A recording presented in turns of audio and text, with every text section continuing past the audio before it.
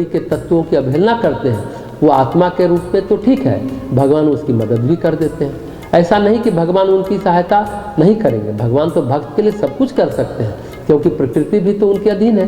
परंतु सामान्य तौर पर जो भाव होना चाहिए, जो सुख समृद्धि साधन जुटने चाहिए, वो भक्त के लिए जुट नहीं पाते और ये जीवन अधूरा अधूरा रहता है। इसलिए वेद भगवान प्रकृति और परमात्मा की साथ साथ उपासना पर बल देते हैं।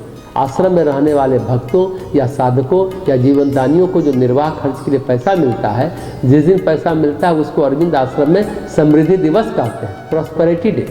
हालांकि वहाँ पैसा नहीं मिलता, आप लिख करके दे दीजिए क्या और किन किन चीज़ों की ज़रूरत है, वो सब सामान मिल जाता है। हाँ, अगर पैसे की ज़रूरत है तो वो भी मिल जाता था, पर सामान्य तौर पर पैसा नहीं, सामान दिया जाता था। तो बात संभूति और असंभूति की है, जो सेठ जयदयाल गोयनका की घटना से बताई गई कि जो अनुष्ठान सेठ जी के लिए कराया गया जिससे वह स्वस्थ हो गए, पर है वह असंभूति। उससे आत्मज्ञान नहीं हो जाएगा, अनुष्ठान से आत्मज्ञान नहीं होगा, लेकिन जब तक शरीर में है तब तक तो वो भी आवश्यक है। तो वेद भगवान कहते हैं विद्या और अविद्या को साथ लेकर चलना चाहिए, उसी तरह संभूति और असंभूति को भी साथ लेकर चलना चाहिए, अलग अलग नहीं। तो फिर आप जीवन में स्वस्थ भी रहेंगे और प्रसन्न भी रहेंगे। इसे कहते हैं स्वस्थ शरीर और स्वच्छ मन।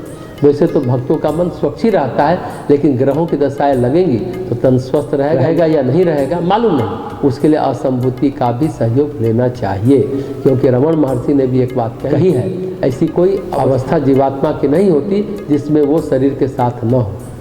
मृत्यु के पश्चात भी यानी मृत्यु के बाद जितने आयाम बदलते हैं, जीव को शरीर मिलता अवश्य है। वो सूक्ष्म शरीर यानी विचार शरीर हो, कारण शरीर यानी भाव शरीर हो, लेकिन मिलता जरूर है। जब तक जीव प्रकृति में है, जीवात्मा प्रकृति में है, किसी भी अवस्था में हो, उसका कर्म भी है और कर्मफल भी है। जिस कर्म से आप लोगों को पीड़ा देते हैं या प्रसन्नता देते हैं, उसका कर्मफल भी है। देवगण भी शनि की व्यवस्था में आते हैं, नया वहाँ पर भी है।